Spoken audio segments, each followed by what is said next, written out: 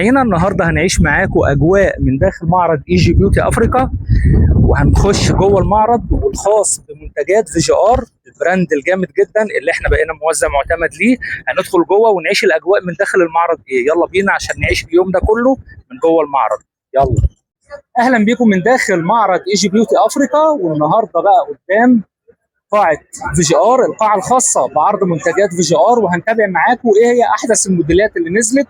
في موديلات نزلت جامدة كتير جدا، هنتابع معاكم منتج منتج، مش هسيب لكم ولا حاجة غير لما نشرحها النهارده ونتكلم عنها. وهيبقى لكل منتج هنتكلم عنه النهارده او هوريه لكم هيبقى ليه فيديو خاص بيه. اوعدكم وعد ان كل الحاجات اللي هنشوفها النهارده وكل الجديد اللي هيتعرض هيبقى ليه فيديو خاص بيه على القناة بتاعتنا وعلى صفحتنا كمان. يلا بينا نشوف ايه الجديد واللي موجود معانا هنا منتجات في جي ار في القاعه الجامده.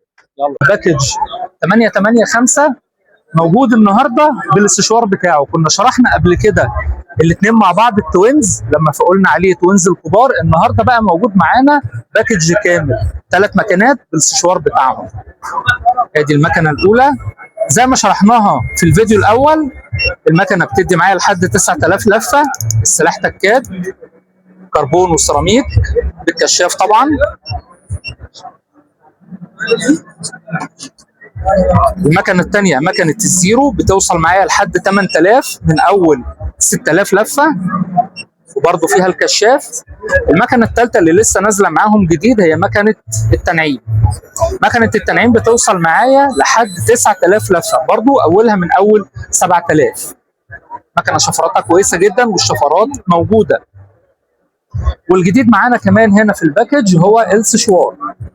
السشوار بالماتيريال محترم قوي، ان هو يتحرك معاك سلس معاك اثناء الشغل. وده التركيب بتاعه ماجنتيك، وده اللي الحلاق يحبه رفيع، الجزء الرفيع بتاع الديفيوز بتاعه. معانا كمان ديفيوز تاني. مستر شيم منورين الدنيا كلها واهلا بيكم. ان شاء الله يبقى المعرض خير عليكم، وبجد منتجات تحفه وجميله، وتسلموا على العرض الجميل ده. ده الديفيوز الثاني، ده بيبقى للتجفيف وده بيبقى للفرد. ومعانا ديفيوز الكيرلي، الناس بقى اللي غاويه شغل الكيرلي، حاجه محترمه وماتيريال محترم. بيركب معانا زي ما قلت لحضرتك ماجنتيك. السشوار اللي يفرق فيه بقى انه قوي، سرعته الاستشوار القوه بتاعته 2400 واط فعلي، يعني ده الاستشوار اللي الحلاق يتمناه.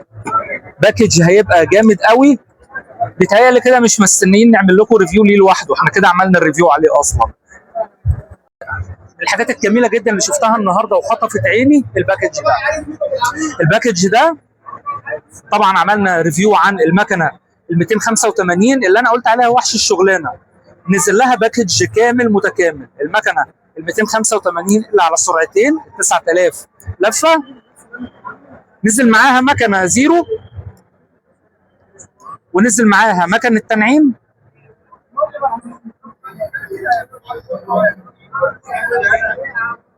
ونزل كمان معاها سشوار. سشوار حلو كده، بص عامل ازاي.